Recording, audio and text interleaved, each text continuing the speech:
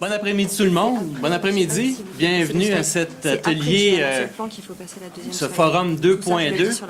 S'intitule Les transformations de la pratique de la négociation collective, une analyse comparative des cas français et québécois. Sans plus tarder, j'aimerais présenter l'équipe de recherche, les chercheuses qui m'accompagnent ici cet après-midi. Donc à ma gauche, Mélanie Laroche, de l'Université de Montréal, ma collègue, et instigatrice du projet. On a aussi Élodie Bétou et Annette Jobert, qui sont de l'IDHS ENS Paris-Saclay. Et Camille Dupuis de Dissolab, Université de Rouen-Normandie, qui est à droite, là. Moi, mon nom est Patrice Jalette, également de l'École de relations industrielles de l'Université de Montréal. On a aussi d'autres participants parce que le forum va se donner en différents temps. On a tout d'abord Sophie Fontaine-Bégin, qui est conseillère syndicale à la Confédération des syndicats nationaux. Bonjour Sophie. André Lavigne, qui est directeur principal relations de travail chez Bombardier. Bienvenue. Et Claude Rioux, consultant auprès du BIT qui a déjà négocié, semble-t-il, une source inépuisable d'inspiration, d'histoire et d'anecdotes pour tous les gens au crime. Merci d'être là. Et au-delà. Et au-delà. Et même plus. Donc, le séminaire va se dérouler en 3 temps. Tout d'abord, dans la première partie, l'équipe de recherche va présenter les résultats de la recherche qu'elle a menée tant en France qu'au Québec. Donc, on a une trentaine de minutes pour cette présentation-là. Par la suite, nos 3 partenaires du marché du travail vont venir vont réagir aux résultats de recherche. Et par la suite, dans un 3e temps, on va ouvrir la discussion au plancher. Vous pourrez commenter, faire des commentaires, poser des questions. Le but de ce séminaire-là, de cet atelier-là, c'est vraiment de diffuser ces résultats de recherche-là et de faire en sorte que ça vive un peu. Hein. Souvent, on fait des recherches et on n'est pas trop certain. Les gens aussi participent aux recherches, veulent savoir, bon, qu'est-ce qui est arrivé avec votre recherche? On n'a pas entendu parler. C'est un peu dans cette optique de diffusion et de retombées. Donc, sans plus tarder, je laisse la parole à Camille. Bonjour à toutes et à tous. Donc, nous allons vous présenter les résultats d'une enquête comparative que nous avons conduite entre la France et le Québec et qui a donc pour objet les formes et les effets de la décentralisation de la négociation collective en période de crise et qui visait à interroger les transformations de la négociation collective et du travail de négociation depuis 10 ans, donc depuis 2008. Alors, on va vous présenter cette recherche en 3 points. Je vais d'abord rapidement revenir sur l'intérêt d'interroger la transformation de la négociation collective dans une démarche comparative entre la France et le Québec et la manière dont nous avons procédé. Dans un 2e temps, Mélanie Laroche et Élodie Bétou présenteront nos résultats sur la complexification de la négociation collective et mettront en avant les convergences et les divergences entre les 2 pays. Et puis, pour finir, Patrice Jalette et Annette Jobert évalueront le processus de professionnalisation de la négociation, donc des 2 côtés de l'Atlantique. Alors, cette comparaison franco-québécoise, elle nous a paru heuristique parce qu'elle donne à voir 2 cas contrastés à 3 points de vue. Tout d'abord, nous avons entre les 2 pays des structures institutionnelles de relations professionnelles qui sont assez différentes. En France, si les réformes les plus récentes ont conduit de plus en plus à une décentralisation de la négociation collective vers l'entreprise, il y a environ 40 000 accords qui sont signés par an dans les entreprises. La négociation collective en France est toutefois toujours multiniveau avec un rôle important de la branche et de l'interprofessionnel. Au Québec, en revanche, le système est traditionnellement beaucoup plus décentralisé et la négociation collective d'entreprise est plus ancienne et plus développée. Deuxième élément contrasté qui nous paraissait intéressant à comparer porte sur la formation des négociateurs patronaux et syndicaux. Le Québec a un système de formation institutionnalisé pour les négociateurs des deux côtés de la table, tandis qu'en France, le système de formation des négociateurs est moins fourni. Et il est davantage centré sur les aspects juridiques. En France, les réflexions sur la professionnalisation, sur les compétences à acquérir pour les négociateurs sont émergentes. Enfin, les cas sont contrastés sur un troisième point qui est celui de l'organisation du syndicat dans l'entreprise, puisque en France, la négociation collective dans l'entreprise repose sur des délégués syndicaux et sur des représentants du personnel qui sont des salariés de l'entreprise, qui sont des militants. Tandis qu'au Québec, la négociation collective dans l'entreprise repose sur l'activité de conseillers syndicaux qui sont des salariés des syndicats et qui n'appartiennent pas directement à l'entreprise, qui ne font pas partie de l'entreprise. Alors, pour étudier ces deux cas, notre enquête repose sur la conduite de focus group, donc d'entretien collectif, avec 3 groupes de négociateurs. Premier groupe de négociateurs, les négociateurs patronaux. Donc, nous avons conduit dans chacun des pays un focus group avec des responsables des relations sociales ou des représentants des organisations patronales. Deuxième groupe enquêté, évidemment, les négociateurs syndicaux. Nous avons conduit en France 4 focus group, donc avec 4 organisations syndicales, la CGT, la CFDT, Force ouvrière et la CFE-CGC, et 2 au Québec avec les salariés des syndicats CSN et FTQ. Et puis, troisième groupe de négociateurs, les experts de la négociation collective, avec, là encore, une différence entre les deux pays. En France, des salariés de cabinets d'expertise auprès des représentants du personnel. Et au Québec, des experts et des avocats impliqués dans la négociation collective. Ces donc 10 panels nous ont permis de rencontrer une 60aine de personnes qui étaient impliquées dans une grande variété de secteurs, dans le secteur privé et dans le secteur public. Et leur exploitation nous a donc permis d'arriver aux résultats qui vont vous être présentés. Alors je prends la parole pour vous donner quelques éléments généraux, d'abord sur les principaux résultats qu'on a pu mettre en évidence. Le premier, disons, résultat peut-être attendu, mais en même temps qui était frappant par le fait qu'il était largement partagé, c'est le constat d'une complexification de la pratique de négociation, du travail de négociateur, tant patronal que syndical, avis assez largement partagé des deux côtés de l'Atlantique, mais aussi par l'ensemble des 3 groupes d'acteurs que nous avons rencontrés. Alors cette complexité, elle renvoie à beaucoup d'éléments dans lesquels on ne rentrera pas tous, mais qui sont liés à la fois à l'agenda de négociation, aux thèmes de négociation, des thèmes qui sont à la fois plus nombreux, de nature plus qualitative, plus technique, et donc ce qui pèse aussi bien en France qu'au Québec sur cette complexité. Le deuxième élément de complexité, il est lié au processus de négociation lui-même, là aussi avec des résultats relativement similaires en France et au Québec, qui renvoie en particulier à l'importance, en lien avec cette complexification des thèmes, à l'importance croissante de la phase de préparation des négociations, qui a été largement soulignée par l'ensemble des acteurs des deux côtés de l'Atlantique, mais aussi, pour ce qui est de la France, par exemple, une articulation plus complexe avec les instances d'information et de consultation dans l'entreprise. Et puis on peut signaler aussi une complexité plus grande relative à l'examen des résultats de la négociation, peut-être une difficulté plus grande pour les acteurs patronaux comme syndicaux à évaluer finalement le résultat de la négociation, qu'est-ce qui a été gagné, qu'est-ce qui a été perdu, quelle avancée on a faite, et à expliquer ces résultats de la négociation, que ce soit aux managers locaux ou aux salariés eux-mêmes dans les deux cas.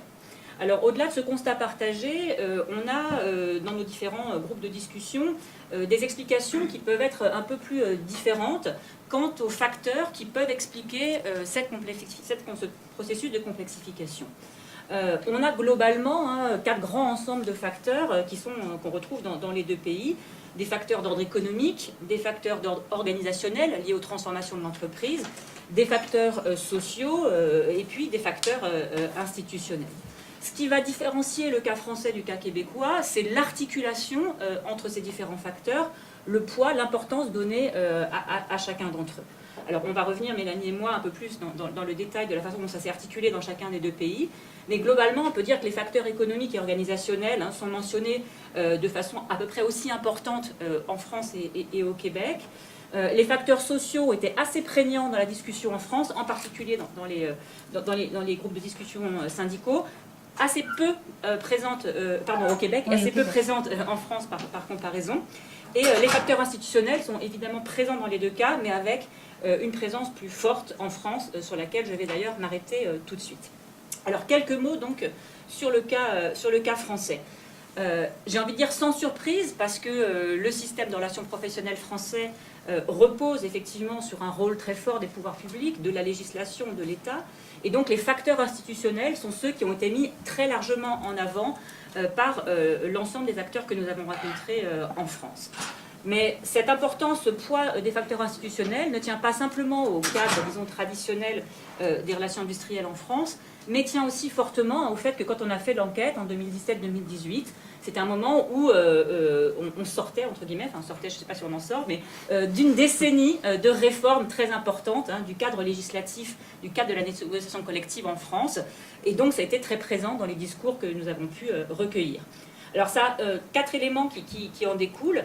Premièrement, un constat très partagé par les acteurs patronaux, syndicaux et par les experts, du fait de ces réformes, cette succession de réformes qu'on a connues en France, une instabilité du cadre législatif, du cadre institutionnel, qui pèse évidemment sur la négociation collective et notamment sur l'engagement des acteurs dans la négociation, qui font état de la difficulté qu'ils peuvent avoir à s'approprier les nouvelles règles qui ne cessent de changer de leur point de vue. Deuxième élément extrêmement important dans les discussions qu'on a pu avoir en France, c'est un peu un moment charnière, une loi de 2008, donc il y a 10 ans, qui est venue réformer les critères qui définissent la représentativité des organisations syndicales en France et les règles de validité des accords collectifs et en particulier des accords d'entreprise. Alors cette loi a été importante et tout le monde le souligne, en particulier 2 syndicats, la CFE, CGC et FO, pour des raisons qu'on n'a pas du tout le temps d'évoquer. Mais c'est important parce que pour les acteurs que nous avons rencontrés, ça veut dire que la négociation d'entreprise devient aussi un enjeu dans les élections professionnelles, un enjeu d'élection professionnelle. Et donc savoir si on s'engage ou pas à signer un texte devient d'autant plus important qu'il y a la sanction de l'élection qui a pris un poids plus croissant depuis cette réforme de 2008. Le deuxième élément qui a été très important, notamment dans les discussions avec les groupes syndicaux, les 4 groupes syndicaux, c'est qu'on est en France, vous le savez, dans un système de pluralisme syndical, certains diraient de rivalité syndicale, et du coup, effectivement, ces nouvelles règles liées aux accords ont fait que la question des alliances syndicales dans les négociations s'est posée avec une acuité accrue et nouvelle. Troisième élément sur lequel je serai rapide, le poids de ce qu'on peut appeler en France la négociation administrée, notamment avec l'idée qu'il y a un champ des thématiques de négociation imposées par les pouvoirs publics qui est aujourd'hui beaucoup plus étoffé au niveau de l'entreprise. Et les acteurs syndicaux notamment, mais aussi patronaux, ont ce sentiment que la négociation collective, c'est des figures imposées qui n'ont effectivement qu'une marge de manœuvre de plus en plus réduite et restreinte, ce qui pèse largement sur leur autonomie en tant qu'acteurs collectifs dans l'entreprise. Et puis le dernier point que je mentionnais ici, sur ces transformations du facteur institutionnel, notamment souligné par le groupe patronal, de souligner que néanmoins, en dépit de toutes ces réformes, les changements dans les relations sociales ne se décrètent pas, et que donc on n'a pas évidemment une application mécanique des transformations législatives dans la pratique. Alors, ces transformations des facteurs institutionnels, elles ont un rôle important par rapport donc au sentiment d'une perte d'autonomie des acteurs de l'entreprise, exprimée assez fortement dans les groupes que nous avons rencontrés. Perte d'autonomie vis-à-vis des pouvoirs publics, vis-à-vis de l'État. Un discours qu'on a trouvé beaucoup moins présent dans le focus group à la CGT, qui, elle, mettait bien plus en avant les changements dans les relations avec les employeurs. Alors, je serai plus rapide sur les 2 autres facteurs que j'ai pointés ici, simplement pour signaler que les facteurs organisationnels, donc les transformations de l'entreprise, ont été aussi le deuxième facteur mis largement en avant dans les focus group français, en particulier dans le focus group des experts, dans le focus group patronal et dans le focus group syndical de la CFDT, pour insister sur l'importance des restructurations d'entreprises, à la fois comme contexte et comme objet des négociations, et puis pour insister sur tous les mouvements de concentration à l'échelle sectorielle ou de centralisation dans les entreprises, ce qui pousse les acteurs à réfléchir à une façon de repenser le maillage notamment syndical ou des instances représentatives. Sur les facteurs économiques, je serai très rapide parce que c'est très proche de ce que Mélanie va vous dire sur le Québec, mais cette idée qu'il n'y a pas d'effet direct de la crise économique, mais un effet plus indirect sur ces éléments, qui pousse néanmoins, et on aura l'occasion je pense d'y revenir, à l'idée qu'on a un changement assez souligné notamment par les acteurs patronaux d'orientation de la négociation collective, qui viendrait moins situé dans le champ de la confrontation et en essayant d'aller plus vers une dynamique de co-construction. Les facteurs sociaux dont Mélanie parlera, en revanche, comme je l'ai dit tout à l'heure, ont été beaucoup moins prégnants dans les propos que nous avons recueillis en France. Merci. Merci. Donc, du côté du Québec et les constats que je vais vous présenter, en fait, émergent des focus group qu'on a menés. Évidemment, on pourrait organiser sans doute d'autres focus group et d'autres facteurs pourraient prendre une importance selon les secteurs qui seraient couverts dans la recherche.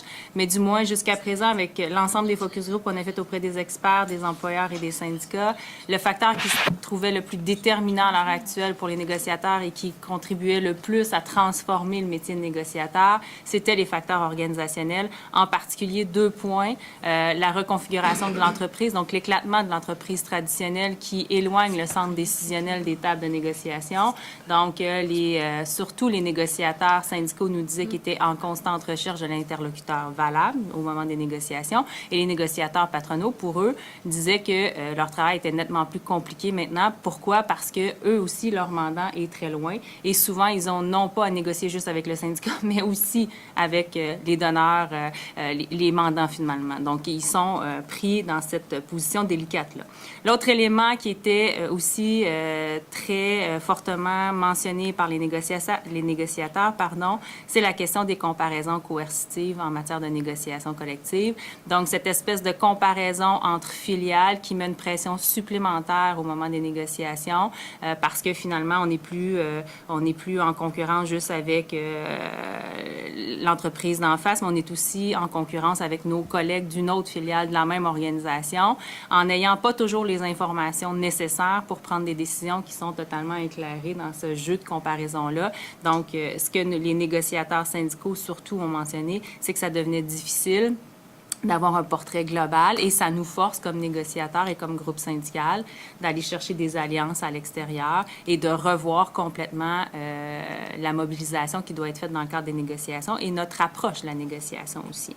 Donc, évidemment, il y a d'autres phénomènes aussi qui ont été mentionnés, mais c'était les 2 principaux facteurs qui ressortaient des entretiens. Deuxième facteur important, évidemment, les facteurs économiques.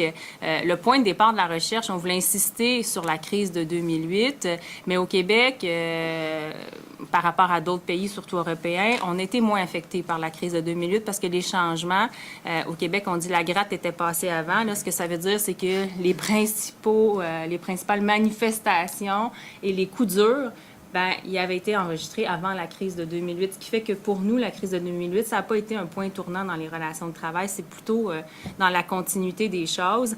Et par contre, ce que les négociateurs ont souligné, c'est que cette fameuse crise est devenue tout d'un coup un prétexte pour justifier et insister, renforcer cette tendance à la négociation ultra-concessive dans laquelle il était déjà placé, il était déjà confronté depuis un bon moment. Donc, cette nouvelle crise économique, finalement, c'est juste venu un peu pérenniser la façon dont les négociations se déroulaient depuis déjà un bon moment au Québec. L'autre élément majeur, c'est la question de la financiarisation des entreprises qui a changé beaucoup la façon de négocier au Québec.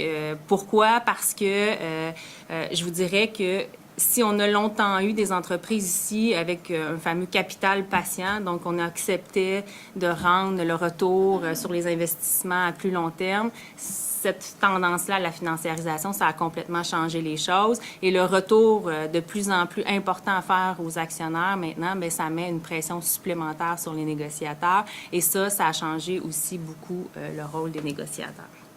je n'ai pas le temps de dire plus. Facteurs institutionnels. Et là, il y a deux choses à distinguer dans les facteurs institutionnels. Contrairement à ce qui s'est produit en France, où la majorité des changements a été impulsés par l'État, ici, du moins pour le régime général, on peut dire qu'il y a une relative stabilité des règles du jeu en matière de négociation collective. Donc, ça n'a pas évolué beaucoup. Par contre, là où il y a eu des transformations majeures, c'est au niveau du secteur public. Donc, évidemment, dans le secteur public, il y a eu beaucoup de réformes dans les dernières années, beaucoup de réformes qui ont changé la représentativité dans les milieux de travail, la représentativité syndicale, je veux dire. Il y a eu les règles de négociation dans le secteur municipal ont changé aussi. Bref, il y a eu plusieurs réformes dans le secteur public et évidemment, ça change la façon de négocier dans ces secteurs-là, ça change la façon de mobiliser et de se préparer aussi pour la négociation. Mais dans le régime général, il y a une relative stabilité au niveau des règles du jeu. Par contre, il y a des éléments qui viennent changer le déroulement de la négociation et il y a le fameux contexte de maturité des accords. Ça revient toujours. On va finir par trouver une définition précise de ce que c'est une convention collective mature, mais il semble que pour les négociateurs, cette maturité des conventions collectives peut agir comme un frein dans les négociations parce qu'on se dit qu'est-ce qu'on va demander cette fois-ci? Qu'est-ce qu'on pourrait bien demander parce qu'on a déjà tout dans notre convention collective. Alors, ça semble être un frein important et même pour les membres syndicaux. Et c'était reconnu aussi par l'acteur patronal, nos négociateurs, qui disaient, bien, finalement, on a déjà tout concédé. Donc, ce que ça fait dans la pratique, ce contexte de maturité des négociations, c'est que ça place directement le syndicat dans une position défensive parce qu'ils doivent se contenter de maintenir des acquis. Et l'employeur reconnaît que son jeu, désormais, c'est d'essayer d'aller rattraper ce qu'il a concédé dans le passé. Et tout ça doit être interprété dans une logique où on le verra plus loin, mais il y a un réel déséquilibre du rapport de force qui a été constaté par les négociateurs, autant patronaux que syndicaux. Les employeurs reconnaissent, surtout depuis le début des années 2000, qui sont en position de force au moment des négociations collectives. Donc, la négociation ultra-concessive, c'est dans la pratique quelque chose qui a été constaté. Les facteurs sociaux, je les mentionne, mais on ne s'attardera pas sur ces grands facteurs-là. Mais évidemment, la mauvaise image syndicale dans la société, le changement de valeur de la nouvelle génération de travailleurs, les terrains de lutte qui se multiplient à l'extérieur du travail. Donc, les jeunes, c'est plus juste des travailleurs, c'est aussi des militants environnementaux, c'est aussi des militants dans leur communauté. Ce qui fait que ça change aussi la pratique de la négociation parce qu'on a plus de difficultés qu'avant à avoir une mobilisation à l'interne dans les milieux de travail. Et du côté patronal, on reconnaissait qu'on était capable désormais de constater cette division-là à l'interne et qu'on pouvait jouer avec cette division-là aussi. Donc, ça contribue nécessairement au déséquilibre de rapport de force dont je parlais tout à l'heure. Mais grosso modo, ce sont les changements et les principaux changements qui ont été constatés au Québec. Donc, voilà, l'impact maintenant, tout ça. Les stratégies des acteurs. C'est vrai, c'est moi aussi? Il me reste combien de temps? Une minute? Excusez. Donc, stratégie des acteurs, rapidement. Évidemment, les facteurs économiques, sociaux, institutionnels et tout ça, la façon dont ça s'articule dans les faits va changer nécessairement les stratégies des acteurs en matière de négociation. Ils n'ont pas le choix de réagir à ces différents changements-là. Première chose qui ressortait très fortement, c'est que les employeurs sont désormais beaucoup mieux préparés qu'avant, beaucoup plus offensifs en matière de négociation collective et ils n'hésiteront pas à recourir à des expertises externes pour les aider dans le cadre de leur négociation et ils ne se contentent plus de répondre à l'acteur patronal. À l'acteur syndical, pardon. L'acteur patronal est maintenant en demande, beaucoup plus souvent qu'autrement. Donc, nécessairement des demandes de concessions sur de la flexibilité. Et il y a un nouveau contexte. Cette offensive-là patronale emmène souvent la négociation de manière continue, plusieurs lettres d'entente en cours de conventions collectives, plusieurs demandes de réouverture des conventions collectives aussi quand on a une difficulté sur le marché, etc. Et un antisyndicalisme qui est aussi constaté de plus en plus dans les milieux de travail. Mais je vais m'arrêter là, puis on reprendra plutôt sur l'impact de la pratique. OK. Merci, Mélanie. Vas-y, continue. Donc, voilà. Tout le monde, toutes les personnes qu'on a rencontrées, tout le monde s'entend sur le fait que le métier de négociateur, que ce soit sous l'effet des changements, notamment, ça nécessite des compétences, ça nécessite des habiletés. C'est clair. Il y a eu un certain nombre de constats communs qui ont été faits des deux côtés de l'Atlantique sur les nouvelles exigences du travail de négociation. La première, c'est la nécessité de développer sa capacité stratégique. Hein? Le négociateur doit être capable de préparer sa négociation, être capable d'anticiper, comprendre les dynamiques politiques, les dynamiques de pouvoir, être capable de lire son environnement, voir les opportunités, contraintes et le reste. Ça, c'est sorti partout. Les gens nous revenaient souvent avec ça. Deuxième constat, la négociation d'enjeux plus techniques change la façon de négocier. Le négociateur, la négociatrice n'a pas le choix. Il faut travailler en équipe. Même que dans le groupe d'experts, si je me rappelle bien, quelqu'un qui a même parlé de compétences collectives, hein, pour négocier. Donc, le négociateur, la négociatrice ne peut pas être expert dans tout, mais cette personne-là doit être capable de coordonner l'intervention de différents experts en négociation collective. Aussi, les liens avec les mandants se transforment. Hein, du côté patronal, des fois, on a affaire avec, dans des multinationales, on a affaire avec des directions qui ne comprennent pas nécessairement beaucoup le contexte institutionnel spécifique. Du côté syndical, parfois, ça demande un peu plus de pédagogie pour faire comprendre les enjeux complexes aux salariés. Des fois, les gens sont informés. C'est pas que c'est pas informé. Des fois, d'autres sources d'informations. Des fois, il faut expliquer plus longtemps. Il faut désexpliquer des fois. Donc, faire preuve de beaucoup de pédagogie.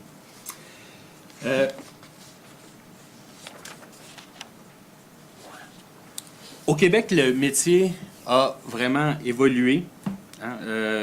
Cette professionnalisation-là, cette idée que la négociation peut être un métier, c'est vraiment quelque chose qui est assez ancien. Hein. Pensons simplement à la formation universitaire qui existe à l'École de relations industrielles à l'Université Laval depuis la Deuxième Guerre mondiale.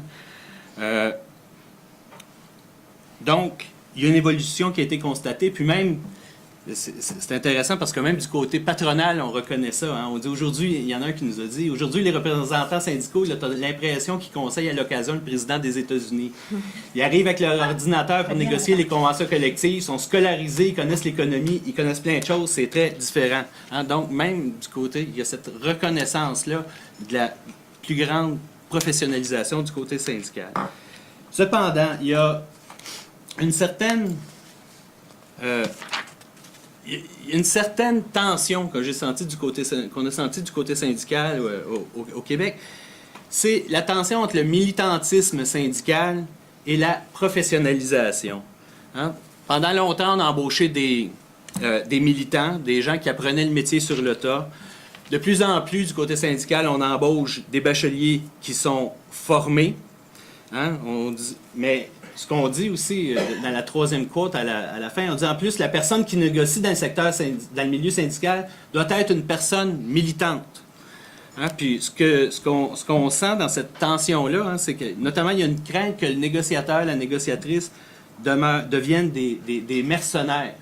Hein? Que ce soit des gens qui ne soient pas nécessairement militants, qui, bon, on négocie, on s'en retourne chez nous, négocier là, négocier ailleurs, c'est un peu la même. Négocier du côté patronal, syndical, c'est la même chose. Hein? Il y a un peu cette crainte-là, que la professionnalisation nous amène à des négociateurs de moins en moins militants et qui y croient moins, pour le dire comme ça. Toi, Annette? Oui, bonjour à tous. Donc j'enchaîne sur les propos de Patrice, dont je partage beaucoup d'éléments sur les compétences requises dans la négociation en raison de la complexité de ces négociations, des changements législatifs, économiques, etc. Et pour ma part, je voudrais ajouter quelques points, peut-être insister sur quelques points qui me paraissent plus spécifiques peut-être de la situation française.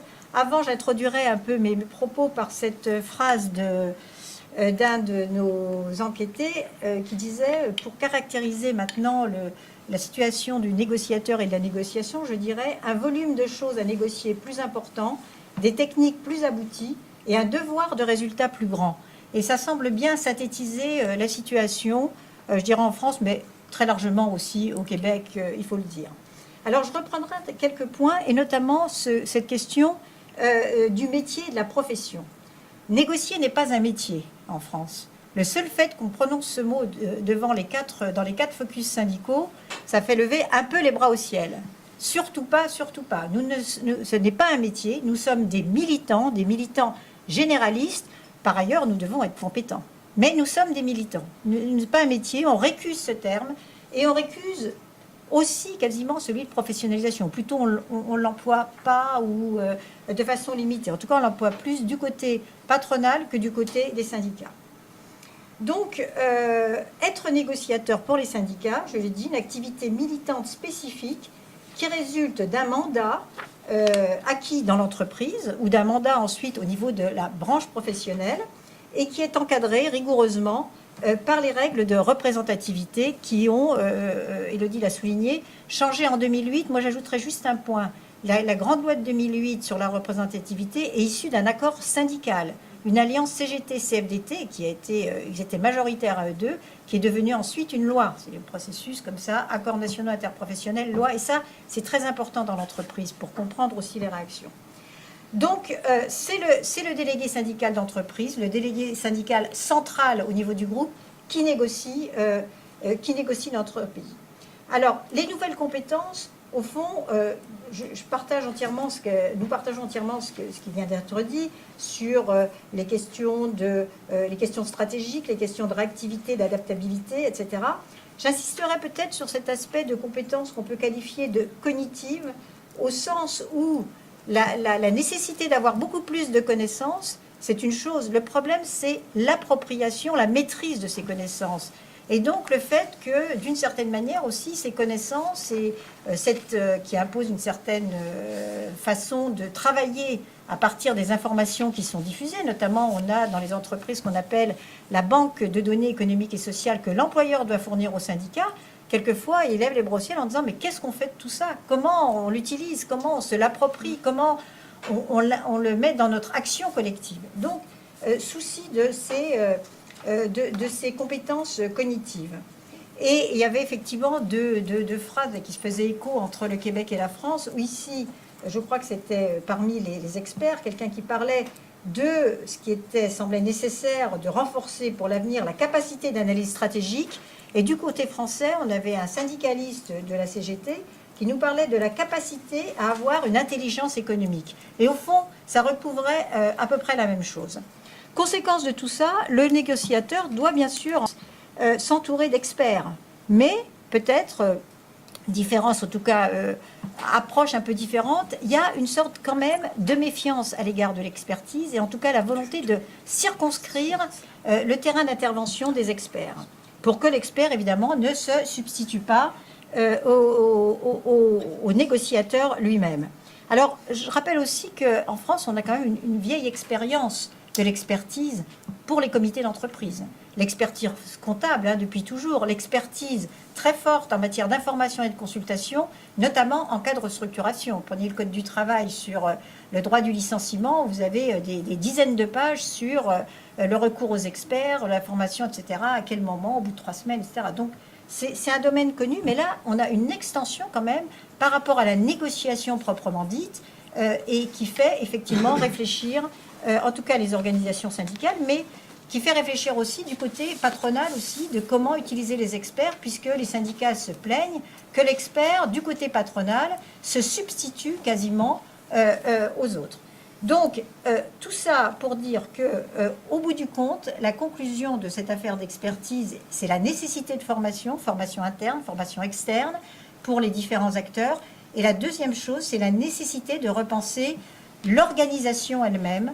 Et on a vu apparaître beaucoup de réflexions sur le rôle des coordinateurs dans notamment l'organisation syndicale pour, entre le local, le niveau des fédérations, le niveau sectoriel, essayer de mettre un petit peu d'ordre là-dedans. Comme quoi, enfin, peut-être une petite conclusion comme ça, c'est quand même très important de voir les choix d'organisation qui sont formulés à un moment où on a quand même un bouleversement, en tout cas des négociations collectives, en France de niveau centralisé vers une primauté affirmée de la négociation d'entreprise.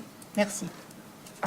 Alors, on va Merci, chers collègues. Je vais vous demander de laisser la place pour que nos autres intervenants puissent s'installer de manière à intervenir, justement, et on reviendra par la suite de manière à ce que, lors de la période de questions et de remarques. Elle est là-bas.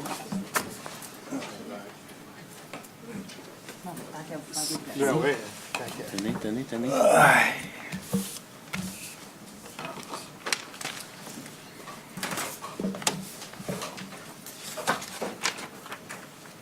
Donc, allons-y avec... Je vais faire un peu comme j'ai fait avec mes collègues. Je vais tenir le temps. Je vais être impitoyable. Donc, on peut commencer avec Sophie? Non, on avait convenu que Claude commencerait. Ah, je savais pas. OK. Avec qui? OK. On avait convenu que c'était toi. C'est toi qui commence. Je savais pas. Allons-y. Merci. D'abord, je vais faire une remarque en partant. Je suis très content d'apprendre qu'en France, négocier, c'est pas un métier. J'ai déjà donné une entrevue dans la revue Négociation en France, puis j'ai dit que négocier, c'est un métier. Alors, à ce que je comprends, j'ai pas eu beaucoup de succès. Mais je vais essayer d'expliquer pourquoi j'ai dit ça. En Amérique du Nord, le système de représentation syndicale, au niveau de l'établissement, circonscrit par la législation, par ce qu'on appelle l'unité de négociation ou le bargaining unit, ça amène à développer un métier. C'est fondamental de comprendre ça. Si on regarde l'histoire du syndicalisme nord-américain, y compris québécois,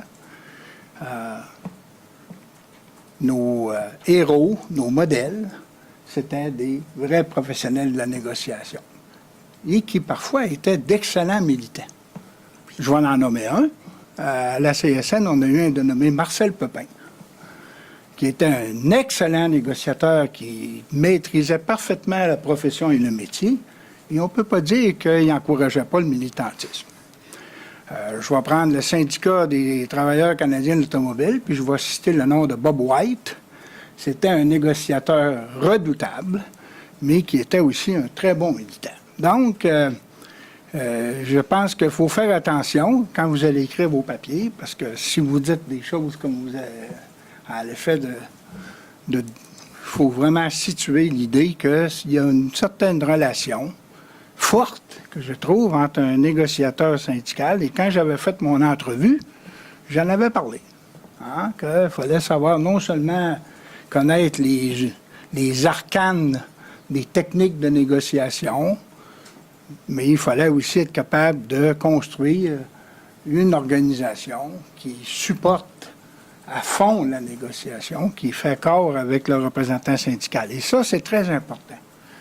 Je pense que ça fait longtemps que je suis parti là, du mouvement, fait que je ne veux pas trop m'avancer, mais je pense que quelquefois, on peut, de l'extérieur, s'apercevoir qu'il y a peut-être une forme, je dirais, non achevée de déconnexion entre les deux fonctions. Il y a des gens qui considèrent dans le mouvement syndical qu'eux autres, tout ce qu'ils ont fait, c'est négocier. Puis c'est d'autres qui vont s'occuper de construire la mobilisation en vue d'améliorer le rapport de force. Puis quand ils ne sont pas contents, bien, ils critiquent ceux qui ont monté le rapport de force parce que ça nuit à leur négociation. J'ai entendu ça souvent. Donc, c'est ça, je pense que je voulais mettre ça d'entrée de jeu. Je voulais parler de ça. Deuxièmement, les raisons pourquoi que ça a changé. Quand j'ai commencé à négocier en 1974 au papier, il fallait être bon pour négocier des clauses d'ancienneté. C'est compliqué, ça, des fois. Si vous regardez la clause d'ancienneté à la papeterie d'Alma, vous allez lire à peu près 20 pages. C'est pas rien. Hein? Et on n'avait pas d'experts à faire ça. Hein? Les experts, c'était le représentant du syndicat, c'était le président du syndicat, c'était les membres. Ça va-tu marcher, ça, si on fait ça comme ça? Puis c'était, à l'autre côté, bien, il y avait des avocats. Il y avait aussi des directeurs de ressources humaines. À l'époque, on les appelait directeurs de personnel, qui s'assuraient de pouvoir gérer le système. Hein? Donc, c'était des...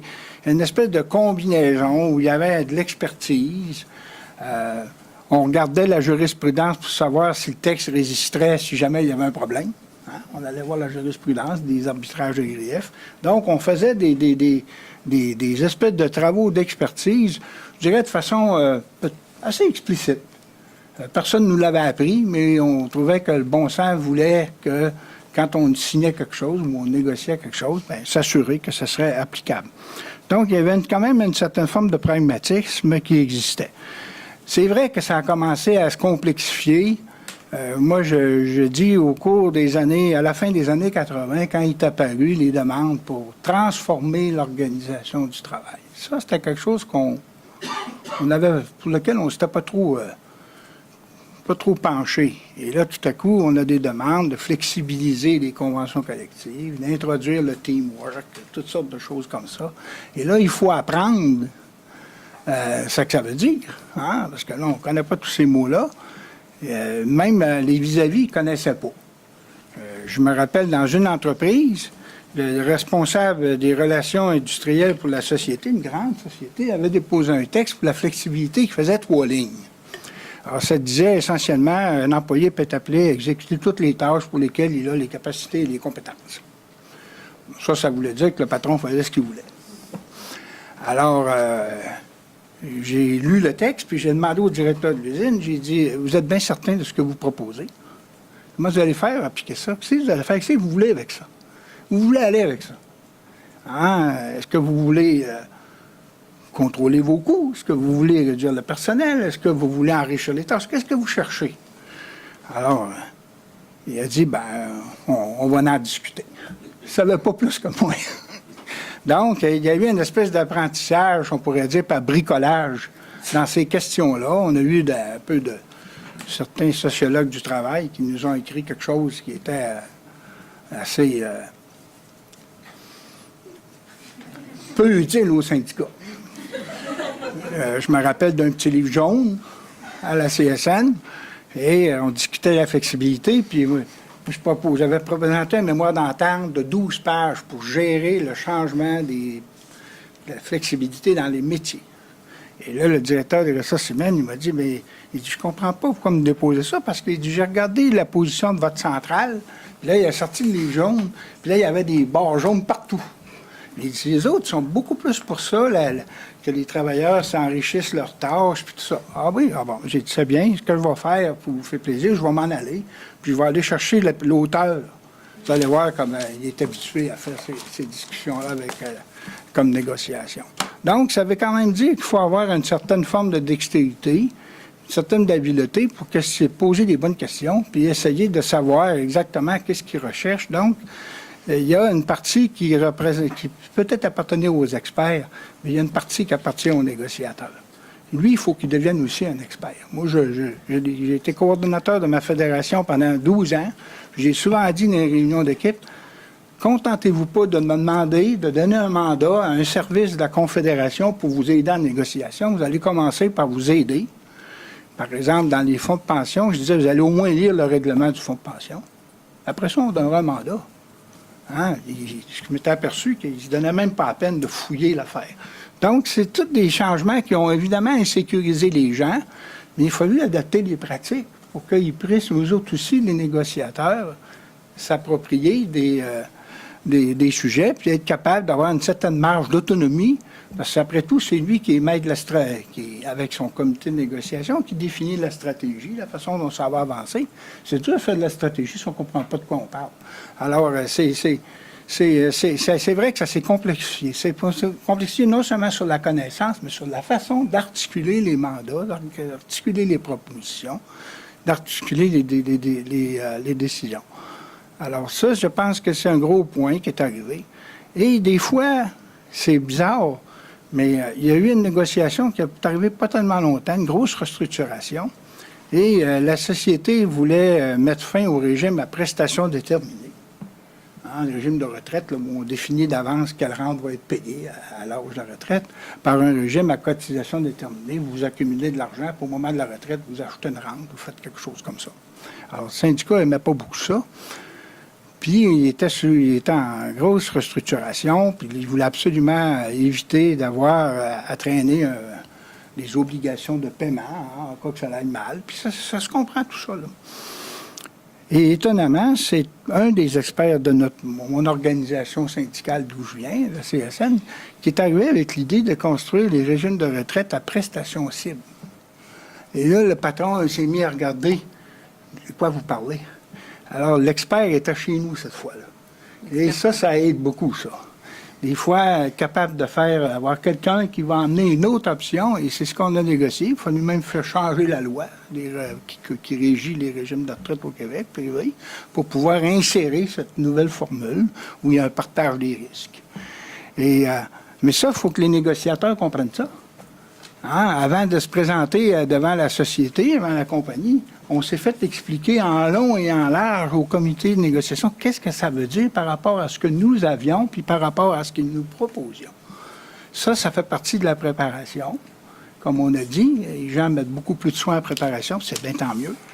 Mais il en demeure pas moins qu'il faut être capable, pour un négociateur, de s'approprier au moins la compréhension des enjeux de fond, puis des concepts, puis des principes qui sont là-dedans. Alors, c'est pour ça que je continue à dire que c'est un métier. Hein? Moi, j'ai toujours eu beaucoup d'admiration pour les employés de métier dans les moulins à papier. Hein? Toujours. Des tuyauteurs, le monde dit ils font juste poser des tuyaux.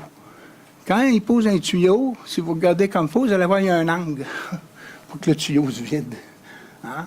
Quand ils vont décider du volume du tuyau, hein? J'ai déjà vu des belles discussions des ingénieurs sur ça.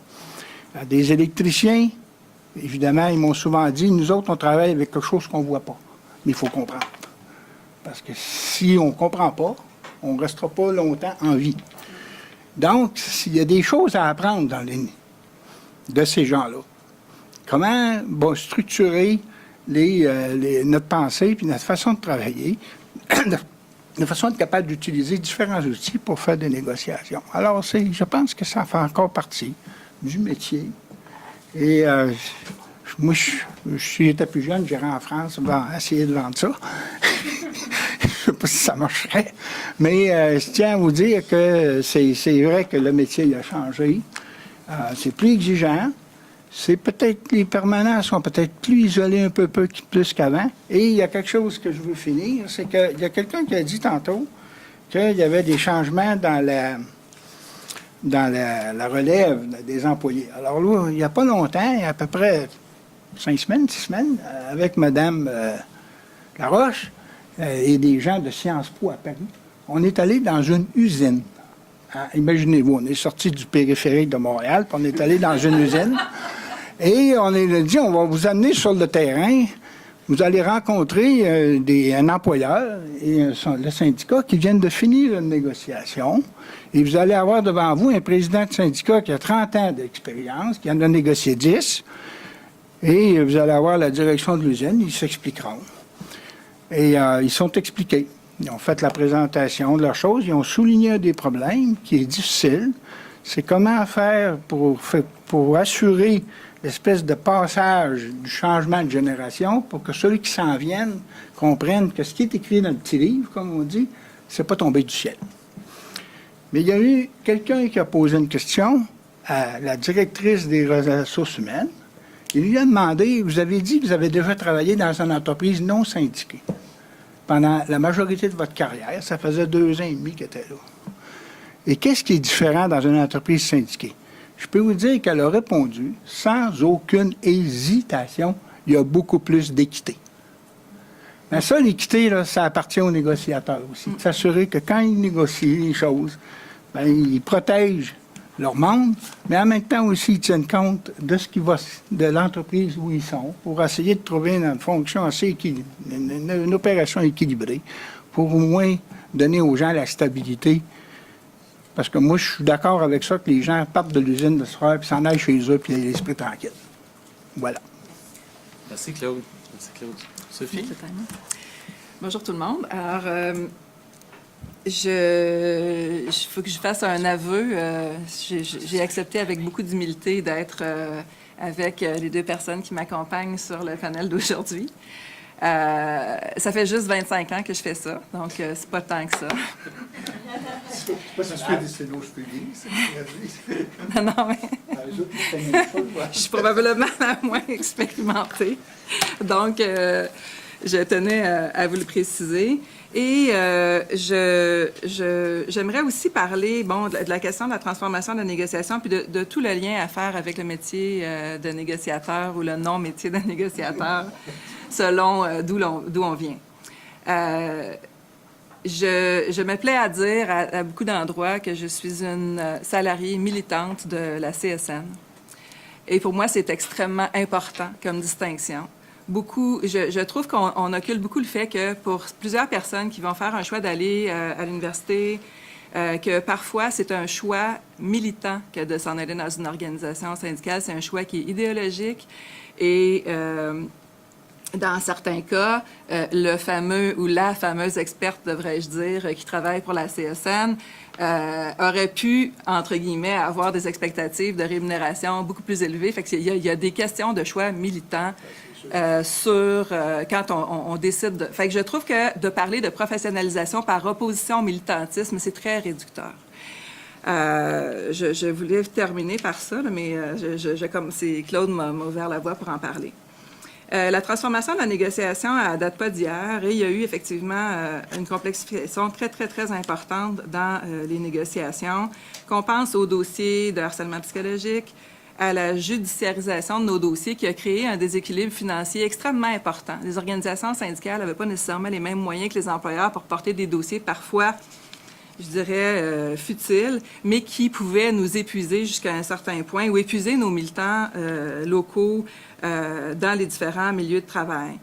Qu'on pense également au dossier de l'équité salariale, au dossier de la restructuration des régimes de retraite, puisque nous avons fait face à ces réalités-là depuis les dernières années. Celui de l'évaluation des emplois et des structures salariales, vous comprendrez que c'est un des aspects du travail dans lequel j'ai développé une spécialité au fil du temps. C'est la raison pour laquelle je vous en parle. On a eu tendance au sein de nos syndicats à considérer ces enjeux-là comme étant périphériques à la négociation, alors qu'ils sont totalement liés aux enjeux de négociation puisqu'ils sont des déterminants de la rémunération. Donc, ça fait en sorte que pour casser jusqu'à un certain point ce déséquilibre, nos syndicats, les personnes que l'on représente ont aussi exigé de nous qu'on ait une certaine spécialisation puis qu'on soit en mesure de faire face à l'espèce d'attirail que les employeurs nous présentaient pendant très longtemps. Ils avaient l'impression, dans certains cas, d'être un peu plus démunis et ainsi de suite. C'est ce qui a fait en sorte d'avoir des besoins de services qui ont été comblés par les organisations qu'on est aujourd'hui.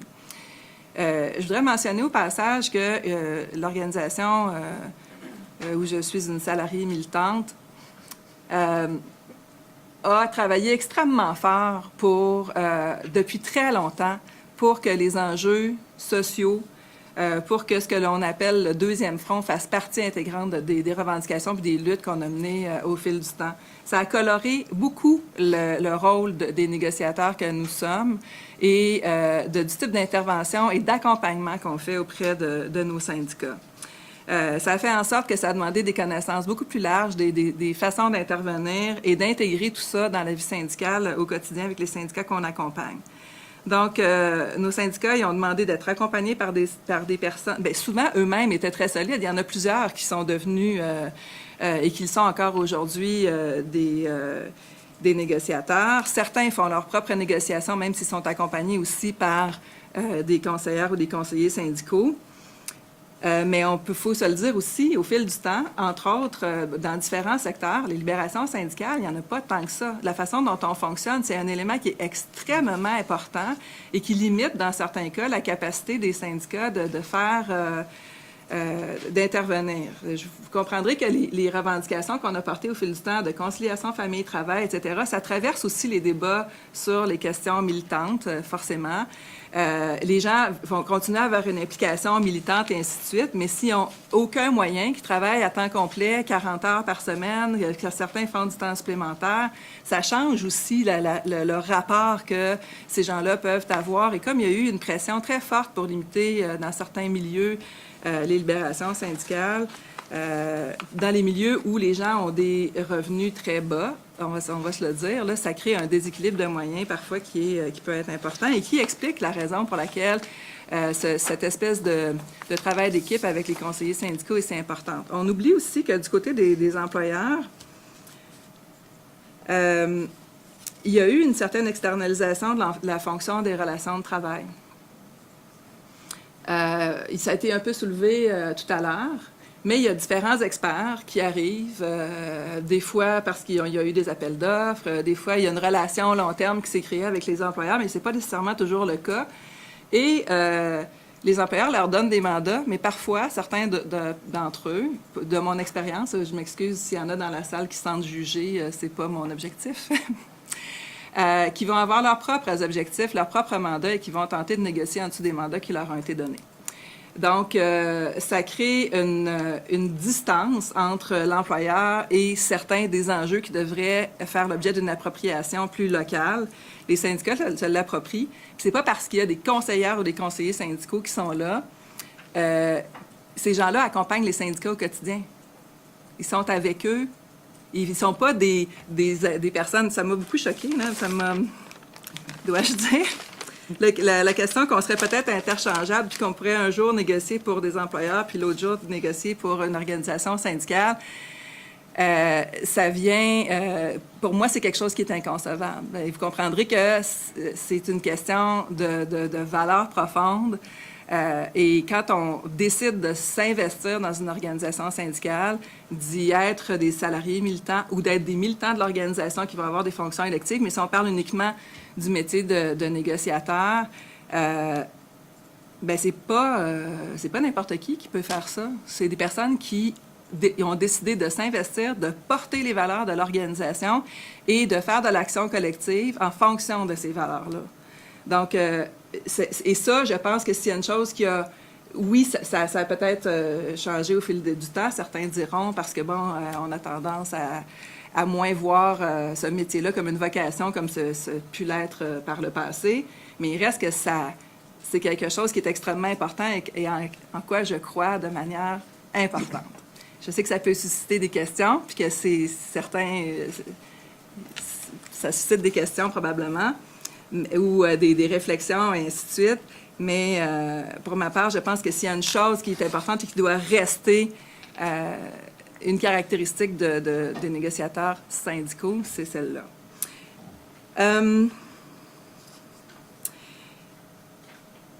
Je dois aussi dire qu'il y a une chose dont on a peu parlé, puis je ne sais pas si en France et ici c'est la même chose, mais il y a des changements aussi qui sont intervenus, puis tout sur la question de la transmission de la culture. Il y a eu des périodes de césure où il y a eu des très, très importants renouvellements de main-d'œuvre, que ce soit dans les organisations, dans les entreprises ou dans les organisations syndicales, qui ont fait en sorte que, alors que pendant très longtemps, il y avait peu d'embauches, je pense au début des années, les années 80, le début des années 90, et après, au cours des années 2000, il y a eu des booms, beaucoup de gens qui sont partis à la retraite, et les différentes organisations, les différents responsables de relations de travail, dans les organisations ont eux aussi changé. Fait qu'il y a eu tout un espèce de changement de culture ou de transmission qui s'est fait ou qui s'est pas fait et dont je trouve qu'on ne tient pas nécessairement compte dans l'analyse que l'on fait du changement dans les milieux de travail. Donc, c'était une vision un peu impressionniste de la question avec un jupon qui dépasse vraiment beaucoup quant à mon orientation, ce qui était l'objectif ici, de venir discuter de vous de ces questions-là, avec vous de ces questions-là. Merci. Merci, Sophie. Alors, on va conclure ce volet avec André. OK. Bien, juste pour assurer, Sophie, moi, j'ai toujours travaillé toujours pour une entreprise. J'ai jamais été à contrat pour négocier. Ça fait 38 ans que je négocie des conventions collectives. J'ai la chance d'avoir négocié autant au Mexique, au Maroc, en Europe qu'au Québec. Et je crois que c'est un métier. Je suis convaincu que c'est un métier.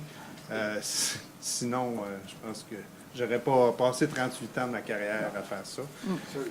Ce que je peux dire au niveau de la complexité, je suis d'accord que c'est de plus en plus complexe. Moi-même, je crois que j'ai appris plus de mon métier les 3 dernières années que j'en ai appris dans les autres avant. Puis principalement, ce qui est intéressant, puis j'ai participé à la recherche, c'est que c'est dur de critiquer et de dire que c'est pas vrai. Mais d'un autre côté, ce qui m'a frappé puis qui m'avait pas frappé initialement, puis je pense que je viens de saisir pourquoi c'est de plus en plus complexe. Je crois que c'est la maturité des conventions collectives. Parce que ce que je m'aperçois, c'est... Puis la raison pourquoi je vous dis ça, c'est que j'ai eu le plaisir de négocier la première convention collective au Maroc et au Mexique. Et je peux vous dire qu'il n'y a pas besoin d'experts. C'est assez facile. Comme employeur, on a un mandat, puis à la fin, ben, tu exécutes ton mandat, puis très peu de possibilités de grève, d'organisation syndicale plus ou moins forte, tout ça. Fait que pourquoi tu as besoin d'experts? Tu as juste besoin de quelqu'un qui leur dit c'est ça, puis c'est ça qui va se passer. Par contre, quand je regarde au niveau européen ou si je regarde au Québec, la maturité de nos conventions collectives fait que dans les conventions collectives, veux pas, tu as des clauses sur les pensions, tu as des clauses sur les avantages sociaux où on couvre les médicaments, où les pensions, on te donne un montant d'argent garanti. Qu'est-ce que ça fait? Ça fait de la pression. C'est que peu importe que tu renouvelles ta convention collective ou pas, il y a des coûts qui sont engagés. Même si je regarde pourcentage, toutes les primes qui sont au pourcentage du salaire. Fait que si tu donnes une augmentation de salaire, tu donnes une augmentation sur les primes de nuit, sur des primes de corps, sur des primes de leader. Fait que qu'est-ce que ça fait? C'est que les conventions qui sont matures sont un poids pour l'employeur. OK? Énorme parce que sans renégocier, tu es obligé d'avoir un mandat quasiment dans des grosses entreprises comme celle où je travaille. Tu as quasiment un mandat de 25 millions, puis tu n'as rien donné. Tu n'as rien fait, tu n'as rien changé, tu as juste appliqué la même convention collective. Fait qu'est-ce qui est arrivé? Bien, quand vous faisiez référence en 2008, quand tu travailles pour une entreprise qui est un peu internationale, bien là, ça envoie un message. Oh, attention, ça peut être dangereux, il faut faire attention. Fait que la première chose qui se passe, c'est dans les plans stratégiques de 5 ans, il y a quelqu'un qui dit « Oh, il faut réduire les coûts. » Et habituellement, réduire les coûts, c'est facile, une convention collective, ça touche 5 000 employés. Fait que tu le sais que si tu touches une convention collective, tu peux réduire assez rapidement les coûts. Fait que là, tout le monde, les grands spécialistes se penchent. Puis là, dans les grosses entreprises, bien là, il y a un expert en pension, il y a un expert en avantages sociaux, il y a un expert avec les relations avec le gouvernement, il y a un expert juridique. Puis chacun de leur côté, eux autres, ils ont leur idée comment tu peux réduire les coûts. Puis eux autres, ils ont des objectifs. Fait que toi, quand tu es négociateur, tu rencontres tous ces gens-là. Il faut que tu connaisses de quoi ils parlent. Fait qu'il faut que tu t'éduques toi-même, parce que les plans de pension, c'est pas juste de comprendre un DC et un DB. Là. Il y a beaucoup de choses. Il faut que tu connaisses le financement. Mais qu'est-ce qui arrive? C'est que chacun d'entre eux vient te voir et dit « faut que tu vendes ça au syndicat, parce que ça, on va sauver de l'argent. » Puis là, tu en as 10 qui arrivent avec « faut que tu vendes ça au syndicat, puis on va sauver de l'argent. » Fait que toi, comme négociateur, tu dois se faire un mandat, mais ton mandat, tu veux conclure une convention collective. Tu ne veux pas arriver devant le syndicat et dire, à moins que tu aies une position de force énorme, là, tu ne veux pas arriver et dire, c'est ça. Parce que tu sais que tu vas aller en grève. Puis ça, ben, dans tous les mandats au niveau employeur, c'est quelque chose que tu ne peux pas faire. Il faut aller chercher de l'argent, mais tu ne peux pas aller en grève. Donc, c'est vrai le rapport de force, mais dans le fond, est-ce que tu l'as vraiment? Tu ne l'as pas souvent. Fait que c'est sûr que ça amène une complexité au niveau du négociateur, parce que pour établir ton mandat, tu fais face à un plan stratégique qui a été déclaré avant que tu fasses ton mandat. Il y a un budget qui a été fait là-dessus. Donc, les gens s'attendent à ce qu'il y ait ces résultats-là. Puis toi, tu arrives avec ton mandat, tu dis, je vais donner 2 d'augmentation. Là, il y a quelqu'un qui dit, l'expert financier, dit, ah ben non, tu peux pas, parce que dans nos budgets, on a mis moins 2 d'augmentation. Tu dis, oui, mais pourquoi tu as mis moins 2 Ben oui, mais parce que c'est ça que ça prenait pour arriver à nos chiffres. Fait que toi, tu te ramasses, tu ne négocies plus de mandat. Tu arrives avec un budget, puis il faut que tu trouves un moyen d'appliquer le budget en question. Fait que c'est sûr que c'est de plus en plus compliqué. La position de force, si je regarde en Europe, la différence, au niveau de la maturité au Québec, c'est sûr que ce que tu es obligé de faire, parce que c'est quand même, tout se fait à travers la négociation. Donc, il est très important que tu commences très tôt dans le processus. Très important que autant les gens du syndicat que les gens de l'employeur soient éduqués sur... Si tu parles de plan de pension, bien, il est important. Puis le problème, souvent, c'est que dans les entreprises, on va dépenser de l'argent sur des gens qui vont être sur le comité de négociation. Puis là, on arrive avec nos sabots, puis là, on dit au comité de négociation du côté syndical, on va changer ça dans le plan de pension. Mais là, nous autres, on a travaillé pendant 4 mois là-dessus, on s'est ostiné, puis à la fin, on trouve que c'est une bonne idée. Puis là, on espère qu'en 5 minutes, eux autres, ils vont tout comprendre et ils vont dire oui. Fait que là, on a changé un peu notre approche, puis c'est là que je suis d'accord avec toi, Sophie, que je ne suis pas nécessairement en faveur des gens qui arrivent pour négocier une convention collective puis qui ne font pas partie de l'entreprise, parce que c'est des choses que tu dois faire longtemps d'avance. Il faut que tu commences par éduquer les gens. C'est quoi un plan de pension? C'est quoi la différence entre un et l'autre? Puis il y a des moyens, des fois, de sauver de l'argent sans nécessairement enlever un avantage à quelqu'un. Si tu le sais, puis je vais vous donner l'exemple le plus classique, c'est que si vous ne savez pas, mais quand vous allez acheter vos médicaments, si vous allez dans une certaine... Si vous êtes dans NDG, probablement vos médicaments vont coûter plus cher que si vous êtes à Saint-Henri. Mais ça... Puis, dans le fond, nous, ce qu'on dit comme employeur, c'est on va payer tes médicaments. Mais si l'employé ne fait pas attention, il va toujours à l'endroit que ça coûte le plus cher pour avoir le même médicament. Là, on ne parle pas de médicaments différents.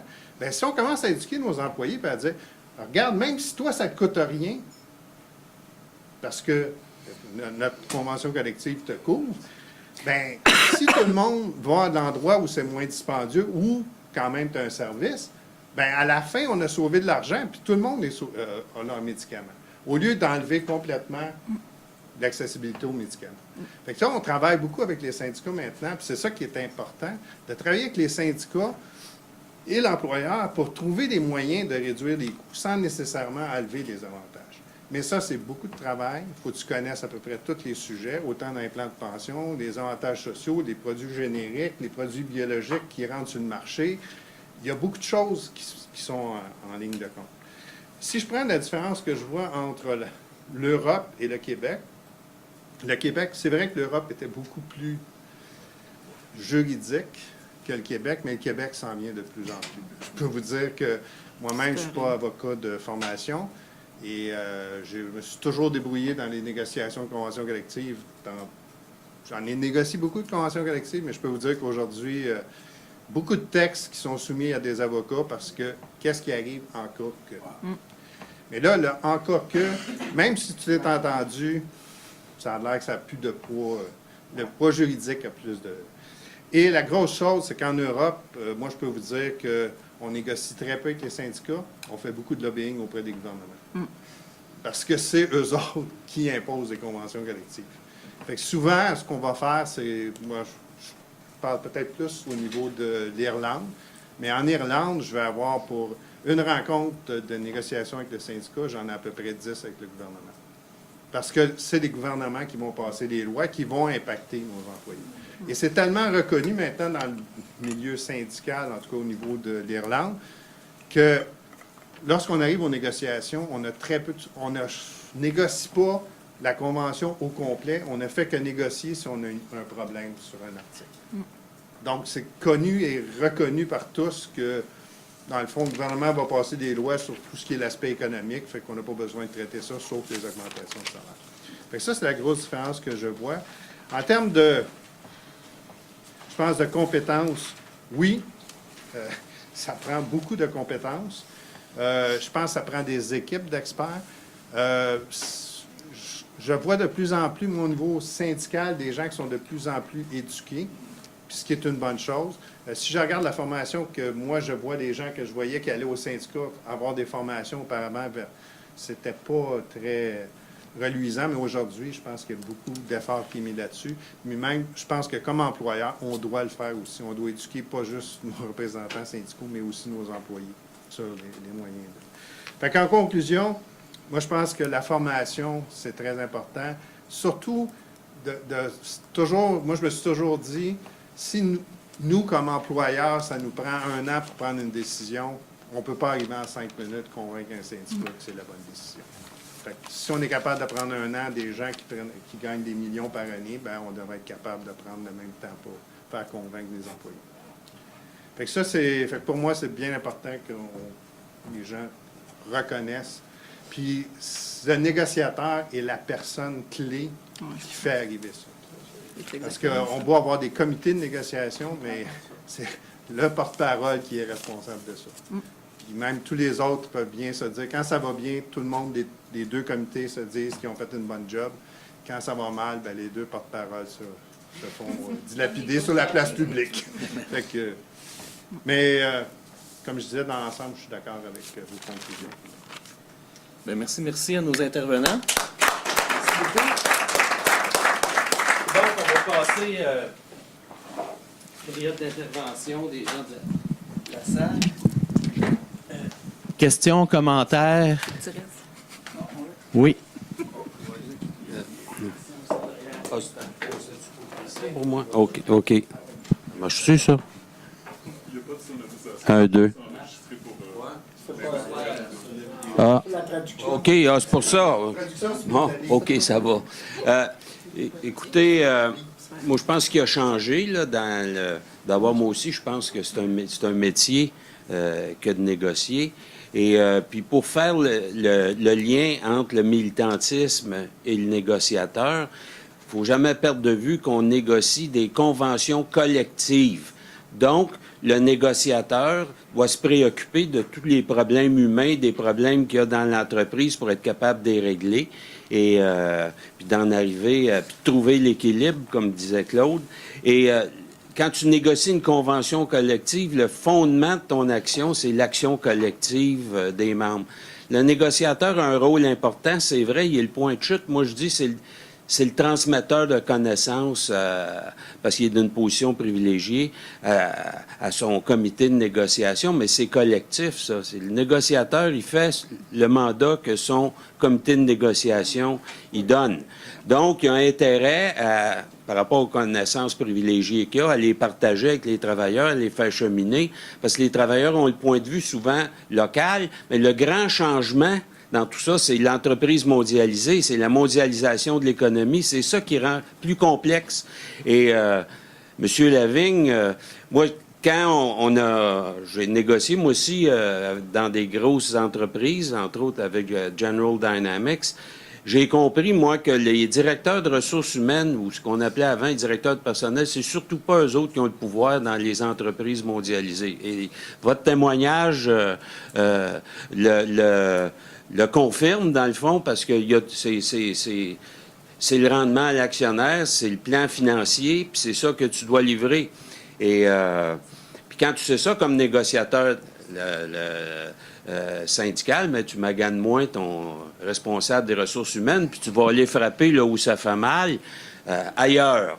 Et pour que ça tombe dans... C'est de même que je vois ça. Fait que, mais le fondement de tout ça, le changement fondamental, c'est la mondialisation de l'économie, c'est les grands accords, et puis ça demande une analyse stratégique de la part du négociateur. Dans ce sens-là, c'est un métier, là. Tu sais, faut que tu sois économiste, faut que tu sois politique aussi, faut que tu sois capable de faire l'analyse politique de ce qui se passe. Et fait que moi, je pense que c'est ça, et j'ai bien aimé les résultats. Pour ce qui est de ce qui se passe en France, bon, ça, je veux dire, c'est un autre problème. J'aime mieux jouer sur notre glace, même si ça a donné des résultats importants, les grandes négociations sectorielles. Mais là, je pense que la force de l'économie ramène tout le monde un peu pas loin du même modèle qu'on a ici en Amérique. Mais en tout cas, voilà, c'est ce que je voulais dire. Juste, merci, les Marc. DRH sont importants au niveau normatif des conventions collectives. Oui. Peut-être pas au niveau monétaire, mais au niveau normatif, comme tu mentionnais. Je pense que le fait qu'ils soient là et qu'ils connaissent la business, comment ça fonctionne, c'est leur Ce qui n'est pas important. Le normatif a un coût, hein? Il ne faut pas oublier ça. La mobilité du personnel, puis tout ça, ça coûte de l'argent. On va continuer avec les questions et commentaires. Vous pourrez revenir là-dessus par la suite. Oui, bonjour. Christian Cyr de la CSN. Sur la polémique de... Oui, boss. Il a été mon patron, lui. Sur la polémique sur le métier ou non de négociateur, moi, j'ai une théorie, puis vous me direz si elle se tient au niveau de la France. On négocie pas la même chose ici qu'en France. C'est beaucoup plus complexe, tout ce qu'on a à négocier ici. Ici, ce qui est encadré, c'est comment on doit faire la négociation, quand est-ce qu'on a le droit de grève, quand est-ce qu'on ben là, on n'a plus de durée, on a déjà eu une durée maximum, mais bon. Puis la négociation est encadrée, le contenu est entièrement négocié et il y a beaucoup de choses qu'on n'a pas ici dans les protections sociales que vous avez en France. On n'a pas d'assurance médicaments universelle. Oui, on en a une, mais on négocie mieux et dès qu'on négocie mieux, on vient de se désassurer du public, là, du régime public. À partir du moment où on a une assurance collective, on doit prendre notre assurance collective. Donc, tout ça, il faut le négocier. La moitié de la facture, règle générale, c'est nos membres qui la payent. Fait que des fois, c'est eux autres qui nous disent qu'il faut qu'on baisse les coûts de l'assurance. C'est pas juste l'employeur, donc il faut trouver des solutions à ce niveau-là. Les règles d'ancienneté, je suis pas sûr que c'est en France pour les attributions de poste, que c'est par ancienneté. Des horaires de travail, le temps supplémentaire, qui fait le temps supplémentaire, la formation qui est donnée quand il y a l'octroi d'un poste, le mécanisme de dépôt des plaintes du grief, on peut négocier plein de choses. Il y a des choses qui sont encadrées au niveau du ministère du Travail, mais on peut négocier plein de choses au niveau de du mécanisme de grief et même des pouvoirs de l'arbitre. On peut négocier des choses. Ce qui est probablement pas le cas en France, j'en sais rien. Les salaires de chacun des postes, les augmentations boîte par boîte sont négociées. Il n'y a rien qui est fait sectoriellement à part au secteur public. Tout le processus de négociation, la psychologie collective, la psychologie collective avec laquelle on doit travailler quand on négocie, l'écriture des textes, ça prend un vote majoritaire de nos membres pour adopter la convention. Il n'y a personne qui va l'imposer. Ça prend un vote majoritaire pour qu'elle soit adoptée. Elle ne peut pas être imposée. Donc, il faut travailler beaucoup sur convaincre les gens. Des questions nouvelles d'immigration dans la région de Montréal en particulier, où est-ce que ça devient difficile d'avoir un tronc commun pour les congés, par exemple. Il y en a qui ne veulent pas Noël, là. Ils ne fêtent pas ça, Noël. Mais on a ça dans nos conventions depuis des années, puis ça remet en question bien des choses, là. Fait que ça devient compliqué aussi là, de renégocier puis de dire, oups, il y a une partie qui ne veulent pas Noël, ils veulent plutôt avoir la Pâque juive, ou bon, tu sais, ça complexifie. Puis, il y a une chose qui est venue complexifier le travail aussi, c'est la décision de Paris Sound, quand elle est venue dire que toutes les lois qui touchent le travail font partie de la convention collective, puis on doit les respecter. Et ça a amené une difficulté supplémentaire. Puis en plus, c'est les arbitres qui vont trancher. Donc, la charte québécoise canadienne, la loi sur l'équité salariale, la charte de la langue française, le code civil, tout ce qui touche le travail est inclus dans notre convention collective, on doit en tenir compte. Fait que ça, c'est quelque chose qui complexifie. Mais j'aimerais savoir si vous négociez tout ça en France. Merci.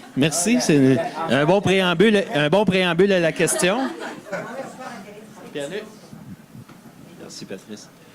Pierre-Luc Bilodeau, département des relations industrielles à l'Université Laval. Merci à tous les présentateurs et toutes les présentatrices. J'ai trouvé que c'était une présentation fort intéressante et un projet de recherche très utile, dont j'ai hâte de voir les résultats pour pouvoir les utiliser dans nos propres cours de négociation collective à l'université. Peut-être un petit commentaire sur le volet français, puis une question qui touche plus particulièrement le Québec. En France, il y a quelques années, Annette Jobert a eu la gentillesse de m'héberger à l'IDHES pour un mois, puis j'ai eu la chance de rencontrer des négociateurs patronaux et syndicaux dans l'industrie du bâtiment. Puis, ça m'a permis de comprendre une chose, c'est que la façon de négocier aux tables, au niveau de la branche, à l'échelle de l'entreprise, c'est peut-être très différent. Au niveau de la branche, il y a beaucoup plus de ce qu'on appelle dans un français châtier du give and take, ou en tout cas du give and take qui se fait beaucoup plus rapidement ou beaucoup plus abondamment dans le genre de négociation qu'on pratique en Amérique du Nord. Alors qu'en France, on travaille beaucoup plus sur des textes et à partir de beaucoup plus tôt dans le processus. Ça me fait penser qu'Arnaud Mias, qui est ici, a écrit un texte il y a quelques années sur l'analyse génétique des conventions collectives. Et travaillait justement sur ces matériaux textuels-là et je me demandais si on serait capable de reproduire ce genre de méthode-là ici. Et c'est très difficile parce qu'on n'a pas ces matériaux-là quand on veut étudier une négociation collective au Québec. On n'a pas accès à ça. On ne veut pas. C'est ça, les négociateurs ne veulent rien savoir. Hein? C'est déjà dur d'accéder à les faire parler un peu. Ils ne veulent pas nous donner de l'écrit en plus. Donc, dans la façon même, si je compare évidemment le niveau de la branche en France avec ce qu'on fait au Québec, c'est assez différent. Et même lorsqu'on fait de la négociation de branche au Québec, on le fait à la manière dont on fait souvent de la négociation d'entreprise. Rapidement, mon deuxième point sur le Québec, on parle de professionnalisation puis du fait que la négociation, ça doit être un métier. Puis je pense que Claude a raison. En tout cas, j'espère. Sinon, je vais finir par perdre ma job. Sur le volet professionnalisation, une des choses qu'on a constatées à Laval, parce qu'on pendant longtemps, on organisait un congrès annuel où on invitait des représentants patronaux, des représentants syndicaux. Puis c'était facile pendant longtemps parce qu'on connaissait les représentants, les dirigeants des relations de travail dans un paquet d'entreprises, puis on savait qui appeler, Et à un moment donné, on a réalisé que notre bottin téléphonique n'était plus bon. C'est ça. Et que les gens qui devenaient nos interlocuteurs dans les entreprises n'étaient plus des diplômés de relations industrielles. Hein, ils étaient des membres du Barreau du Québec, des diplômés en droit. Pendant longtemps, on a formé ces gens-là dans le département de relations industrielles avec des cours de 45 heures en négociation, des cours de 45 heures en convention collective.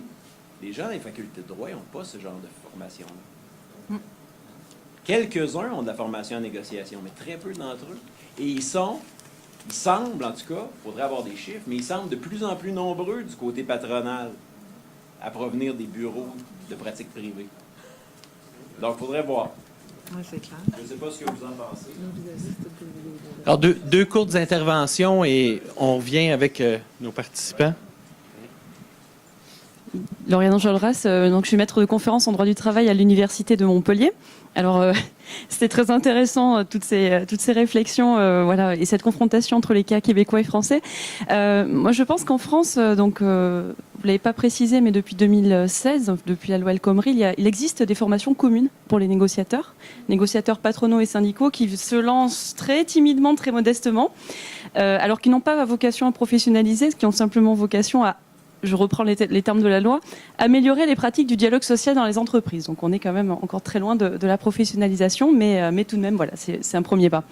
Moi, j'ai une remarque et une question qui a peut-être été résolue ici au Québec, mais qui n'est pas encore résolue et pour cause en France, c'est celle du débat, finalement, de la réflexion sur qu'est-ce qu'on entend par professionnalisation et qu'est-ce qu'on entend par compétences acquises. Est-ce qu'on est dans une logique de professionnalisation du mandat ou de professionnalisation de la personne, avec cette question des compétences finalement qui seraient transférables dans un autre emploi, dans le cadre par exemple d'une politique de gestion prévisionnelle des emplois et des compétences. C'est envisagé par certains accords sur le parcours syndical en France. Et est-ce qu'on n'aurait pas à terme aussi le risque de la création finalement d'une certaine norme de professionnalisation, avec l'idée d'une standardisation du mandat et finalement d'un certain formatage des pratiques syndicales. Voilà. Merci. Dernière question. Ok, merci. Moi, c'est Komi, doctorant à l'Université de Montréal. Moi, je vais peut-être poser une question pour voir si c'est la perspective de métier versus militantisme en France et au Québec. Je me demande si l'organisation des syndicats ne peut pas être à l'origine de ces différentes approches. Par exemple, en France, le négociateur, comme on vient de le dire, c'est un salarié de l'entreprise qui est élu certainement et qui négocie au nom de ses pairs, alors qu'au Québec, c'est quelqu'un qui est recruté par l'organisation syndicale et qui est salarié en fait du syndicat, non de l'entreprise. Dans ce schéma, naturellement, les perspectives par rapport à l'approche métier ou militant, je me dis doivent être nécessairement différentes d'un côté comme de l'autre. Merci, Commis. Donc, oui, je sais. OK. Bon, on me dit qu'il reste peu de temps. Je ne sais pas si vous voulez réagir. Répondre à madame. Pardon? Il faut y répondre. Tu veux répondre? Vas-y, Claude. C'est pour vous. Si vous demandez à... C'est juste pour... Si vous demandez à Christian Cyr de vous faire parvenir un affichage de poste de conseiller syndical, vous allez voir qu'est-ce qu'on exige de lui. Donc, vous allez voir qu'est-ce qu'on exige de lui. Alors, on exige un certain nombre de compétences techniques et on exige aussi un certain nombre de compétences militantes. Alors, quand on embauche des conseillers syndicaux, je l'ai déjà embauché. Lui, je l'ai embauché, puis on l'a gardé. Il y en a qu'on ne garde pas, mais lui, on l'a gardé. Et puis, ça, c'est bien important parce que il faut comprendre qu'on est dans une relation contractuelle aussi avec les employeurs. On signe un contrat. Donc, les représentants des travailleurs qui se joignent au comité de négociation, comme l'a expliqué l'intervenant, ils ont besoin d'avoir quelqu'un, il n'y a pas de cachette là-dessus, pour s'assurer que ce qui va être écrit dans le contrat, bien, ça va être quelque chose qui va être capable d'être mis en opération, puis qui va passer les tests de la loi, le cas échéant, ainsi de suite. Alors, c'est pas pour rien que ce niveau de... Deuxièmement, quand j'étais à la Fédération du papier, on avait 184 conventions collectives. Alors, évidemment, c'est tout par entreprise, puis il faut s'assurer d'avoir un certain similitude. Donc, on a besoin d'avoir des agents, si je puis dire, c'est des conseillers, qui servent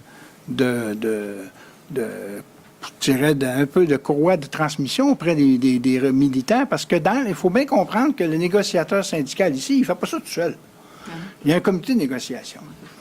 Moi, j'étais dans l'industrie du papier.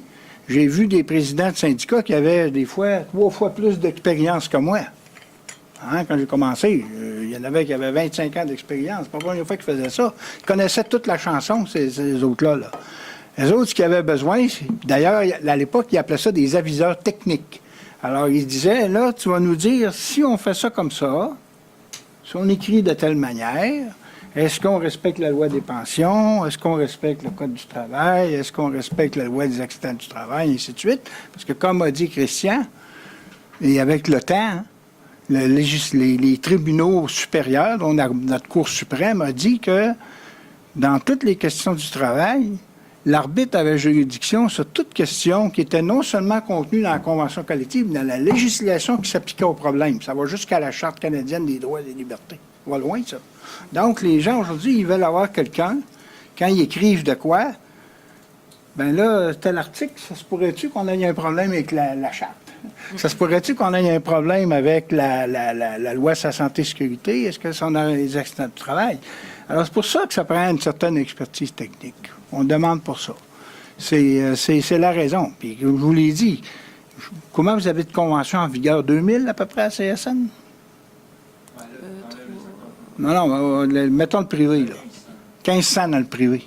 Alors, c'est sûr que ça prend à un moment donné un certain corpus d'expertise pour s'assurer que ces conventions-là, ça se tient. Puis, eux autres, ben, je ne sais pas chez Bombardier, il y en a plusieurs, eux autres aussi.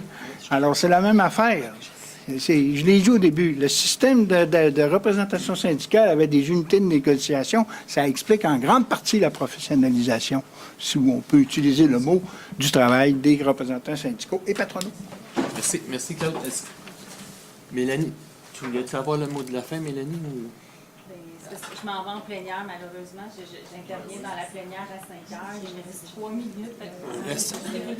C'est à 5h30? On peut simplement... OK, bon. Il reste 10 minutes. Il reste 10 minutes? Il reste 10 minutes? Non, mais la plénière est dans 10 minutes. Oui. Juste peut-être vraiment des mots là en fonction de ce débat. C'est qu'en effet, on devrait comparer la négociation ici d'entreprise à la négociation de branches ensemble. Oui. Pierre-Luc, tu as raison. On négocie un document qu'ils appellent une convention collective de branche. Dans les entreprises, on négocie des accords d'entreprise qu'on peut modifier au bout de 6 mois, puis y avoir une grève, on peut tout s'arrêter dans 1 an, etc. Ça ne veut pas dire que c'est des textes légers, comme ça, mais on ne va pas dire on va préparer pendant 1 an ou 2 ans une négociation d'entreprise. Ça n'existe pas. Par contre, on a des dossiers qui peuvent être discutés très longuement. La gestion prévisionnelle des emplois à compétences et même des aspects de protection complémentaire, parce qu'en fait, on a quand même la loi qui encadre beaucoup les systèmes d'assurance, de mutualisation. Donc, la difficulté est là aussi dans la comparaison. On est sur quelque chose qui n'est pas réellement de même nature. Et du coup, par rapport à la professionnalisation, c'est vrai que au niveau ceux que tu as rencontrés dans le bâtiment, on a là des professionnels, j'emploie un métier qui est plus proche de ce qui se fait ici dans l'entreprise. Parce que pourquoi dans l'entreprise on ne parle pas trop de métier? c'est qu'on est sur un siège éjectable dans l'entreprise quand on est délégué syndical. Si demain, il y a chez Bombardier France des élections professionnelles, imaginons que la CGT perde, etc., etc. On ne sait pas qui sera le négociateur ensuite dans les négociations qui vont démarrer. Ça ne sera pas le même. Enfin, on ne peut pas dire je suis négociateur chez Bombardier en France depuis 20 ans, depuis 15 ans. C'est peut-être depuis 2 ans. Et en fait, voilà, au Québec, on faisait ça. on a quand même plus d'instabilité. Ça veut pas, mais il y a une équipe derrière. Ça, on est d'accord tous. Il y a une équipe. C'est pas un travail de Monsieur X, etc. Même si on doit historiquement dire en ce temps-là, c'est comme ça. En ce temps-là, le patron, il connaissait le gars de la CGT. Ils se confrontaient un maximum et négociaient ensemble. Alors, on dit moins maintenant. Mélanie, le mot de la fin? Mais peut-être juste dire un grand merci à tous ceux qui ont participé à la recherche, parce que c'est quand même de la co-construction avec les acteurs du terrain. Comprendre la négociation, ça prend quand même des entretiens serrés avec des négociateurs pour bien comprendre ce qui se passe sur le terrain. Donc, un grand merci à vous. J'aurais à peu près 100 000 choses à ajouter, évidemment, sur cette thématique-là. Et ce que ça me dit, c'est qu'il faudrait organiser des forums plus longs sur la négociation collective, parce que si on invite Claude, là aussi, la prochaine fois, il va pouvoir lui donner plus de temps de parole, c'est sûr. Mais c'est vrai que les négociateurs ont quand même beaucoup à nous apprendre et j'aimerais bien qu'on renouvelle cette expérience-là. Donc, un grand merci à tout le monde. Il vous reste 10 minutes de pause et on vous souhaite que vous repartez d'ici avec une meilleure compréhension des dynamiques de la négociation. Merci beaucoup. Merci. C'est sûr que ça va donner cette